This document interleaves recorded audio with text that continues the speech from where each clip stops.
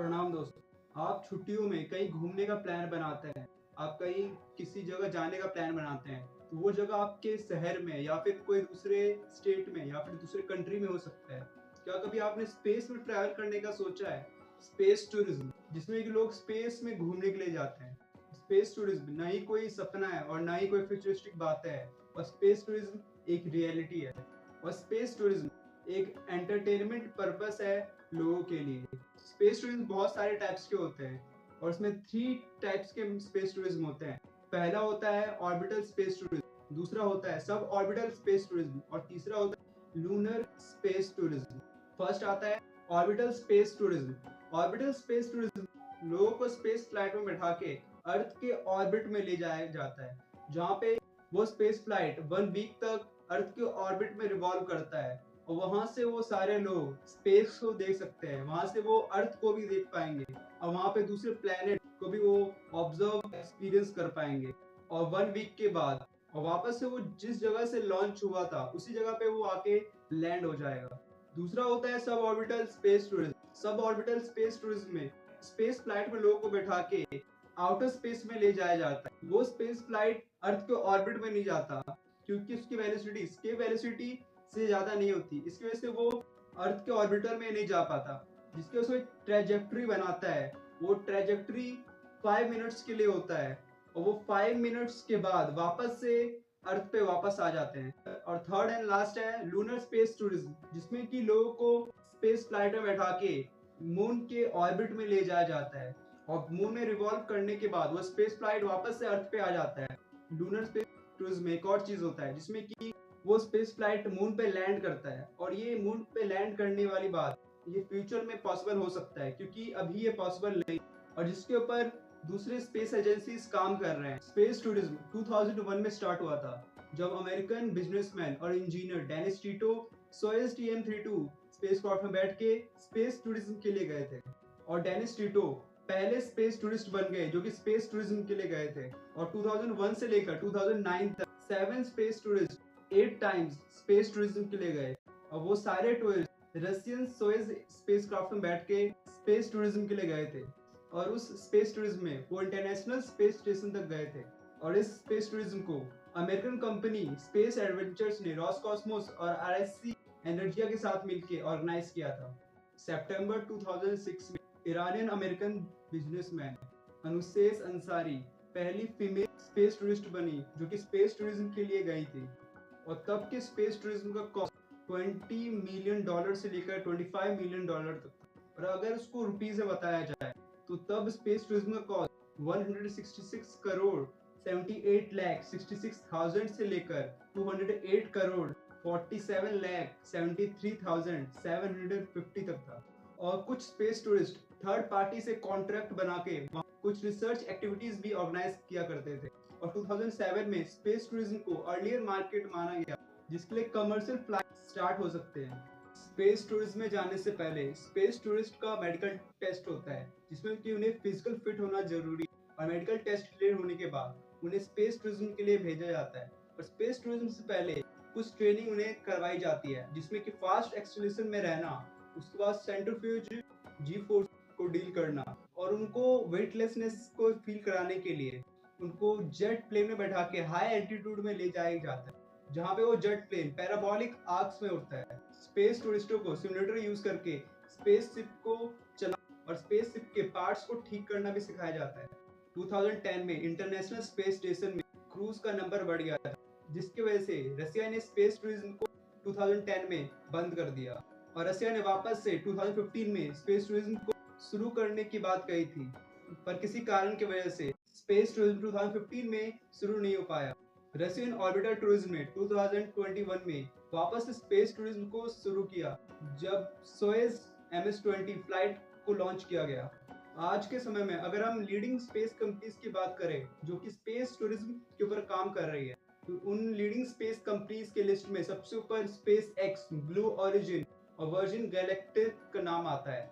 ये सारी कंपनीज कोशिश कर रही हैं कि कैसे सिविलियंस को भी स्पेस टूरिज्म के लिए भेजा जाए। 14 मार्च 2002 को इलॉन मस्क के द्वारा स्पेस एक्स को फाउंड किया गया था। स्पेस एक्स का कहना है कि उनका प्लान है कि टूरिस्टों को क्रू ड्रैगन स्पेसक्राफ्ट में बैठा के इंटरनेशनल स्पेस स्टेशन तक ले जाया जाए। और इसके लिए बहुत सारे सक्सेसफुल क्रू मिशंस भी किए गए हैं और जो स्पेस में ट्रैवल करने का सपना था उसके हम और ज्यादा नजदीक पहुंच चुके हैं। 8 सितंबर 2000 को जेफ बेजोस के द्वारा ब्लू ओरिजिन को फाउंड किया गया।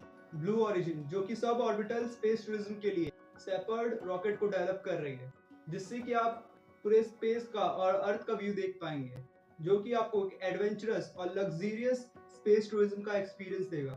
2004 में रिचर्ड ब्रैंसन के द्वारा वर्जिन गैलेक्टिक को फाउंड किया गया था और वर्जिन गैलेक्टिक का यह कहना है कि पैसेंजर्स को स्पेस का एक थ्रिलिंग जर्नी का एक्सपीरियंस दे और वहाँ पे पैसेंजर्स वेटलेसनेस को भी फील करेंगे और वो स्पेस को और अर्थ के व्यू को भी सही से एक्सपीरियंस कर पाएंगे। 7 जून 2019 में नासा ने बताया 2020 के बाद स्पेस एक्स के क्रू ड्रैगन स्पेसक्राफ्ट और बोइंग स्टारलाइनर स्पेसक्राफ्ट का यूज करके प्राइवेट एस्ट्रोनॉट्स भी स्पेस टूरिज्म के लिए इंटरनेशनल स्पेस स्टेशन जा पाएंगे और एक दिन के स्पेस टूरिज्म के लिए $35,000 लगेंगे। अगर उसको रुपीस में कन्वर्ट किया जाए तो 29,18,180.25 रुपीस होता है। और अगर लॉन्चिंग से लेकर लैंडिंग तक की बात की जाए, अगर पूरे स्पेस टूरिज्म ट्रिप की बात की जाए तो उसका कॉस्ट $50 मिलियन आएगा। इसको अगर रुपीस में कन्वर्ट किया जाए तो 416,86,77,500 रुपीस होगा। ब्लू ओरिजिन और virgin galactic sub orbital space tourism vehicles के ऊपर काम कर रहे हैं। 2018 में स्पेस एक्स ने टूरिस्टों को स्पेस टूरिज्म के लिए भेजने का प्लान बनाया, जिसमें कि जापान के बिलियनर और एंटरप्रेन्योर युस्को मेजावा भी शामिल थे और इन सारे टूरिस्टों को फ्री रिटर्न ट्रेजेक्टरी के लिए भेजा गया था। अगर हम फ्री रिटर्न ट्रेजेक्टरी की बात करें, जब स्पेसक्राफ्ट को लॉन्च किया जाता है तो वो अर्थ के ऑर्बिट के बाहर जाने लगता है, जिसके बाद वो मून के चारों तरफ रिवॉल्व होके वापस मून की ग्रेविटी की वजह से वापस अर्थ के पास आता है और अर्थ के पास आके अर्थ के एटमॉस्फेयर में एंटर करने के बाद वो लैंड हो जाता है।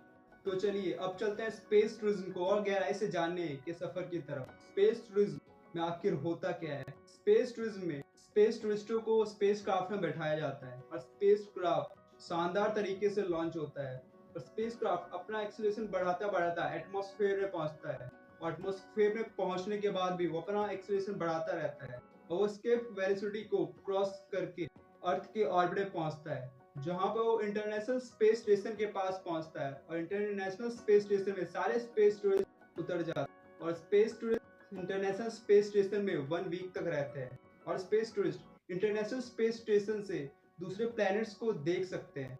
वहां पे वो सन को देख सकते हैं, वहां पे वो मार्स को देख सकते हैं, वहां पे वो वीनस को देख सकते हैं, वहां पे वो मून को देख सकते हैं और वहां पे वो अर्थ को भी देख सकते हैं, जिस प्लैनेट से वो स्पेसक्राफ्ट लॉन्च होकर आया है। अर्थ को भी वो देख पाएंगे और वो उन चीजों का एक्सपीरियंस करते हैं जिनको कि सिर्फ कुछ लोगों ने ही एक्सपीरियंस किया है और दुनिया के दूसरे लोगों ने अभी तक एक्सपीरियंस नहीं कर पाए हैं और वो एक्सपीरियंस उनकी जिंदगी का एक यादगार पल बन के रह जाता है। और जब ये स्पेस टूरिज्म खत्म होने वाला होता है तो वही स्पेस क्राफ्ट में वापस बैठ के वो वापस से अर्थ के एटमॉस्फेयर में आते हैं और अर्थ के एटमॉस्फेयर में आने के बाद वो एक आग की गोली की तरह वो स्पेस क्राफ्ट नीचे आता है और स्मूथली लैंड हो जाता है। और इसके बाद जो भी पैसेंजर जो कि स्पेस टूरिज्म के लिए गए थे, वो सारे पैसेंजर्स पहले से कुछ हद तक बदल चुके हैं क्योंकि उन्होंने स्पेस को एक्सपीरियंस किया, स्पेस टूरिज्म के सफर को एक्सपीरियंस किया, जिसकी वजह से वो कुछ हद तक बदल जाते हैं। स्पेस टूरिज्म के थ्रिल स्पेस ट्रैवल के अलावा स्पेस टूरिज्म का फ्यूचर क्या है? क्या हम भी छुट्टियों में मून और मार्स पे घूमने जा सकते हैं? इसका जवाब है कि जितना बड़ा ये यूनिवर्स है उतना ज्यादा पॉसिबिलिटी है कि हम मून और मार्स पे छुट्टियों में घूमने जा सकते हैं। अगर हम फ्यूचर की बात करें तो फ्यूचर में ये भी पॉसिबल है कि हम स्पेस एलिवेटर्स को यूज करके स्पेस टूरिज्म के लिए जाएं और स्पेस के लग्जरियस स्पेस होटल्स में रहें और छुट्टियों के समय मून और मार्स जैसे प्लैनेट्स पे वहां पे हमारी स्पेस कॉलोनी हो, वहां पे हम छुट्टियां बिता सके। स्पेस टूरिज्म ना ही कोई सपना या फिर ना ही कोई सोच है, बल्कि एक रियलिटी है और स्पेस टूरिज्म की इंडस्ट्री समय के साथ साथ ग्रोथ करेगी और स्पेस टूरिज्म की वजह से हमारा ट्रैवल करने का नजरिया पूरी तरह से बदल जाएगा। हमारा ट्रैवल करने का सोच अर्थ के अंदर ही सीमित है और स्पेस टूरिज्म आने के बाद हमारा ये सोच पूरी तरह चेंज हो जाएगा। एग्जाम्पल के तौर पर जब पहले हेलीकॉप्टर्स, एरोप्लेन या प्राइवेट जेट्स नहीं हुआ करते तो लोग पहले उड़ने की बातें किया करते थे, जो कि एरोप्लेन, जेट्स और हेलीकॉप्टर्स आने के बाद रियलिटी में चेंज हो और स्पेस टूरिज्म वैसे ही हमारे सोच को पूरी तरह से चेंज कर देगा। क्या आप भी फ्यूचर में स्पेस टूरिज्म के लिए जाना चाहेंगे? आप मुझे कमेंट में बता सकते हैं। अगर आपको ये वीडियो पसंद आया तो इस वीडियो को लाइक और शेयर कीजिए और नई वीडियोस देखने के लिए आप इस चैनल को सब्सक्राइब कर सकते हैं। आपका ये वीडियो देखने के लिए बहुत बहुत धन्यवाद।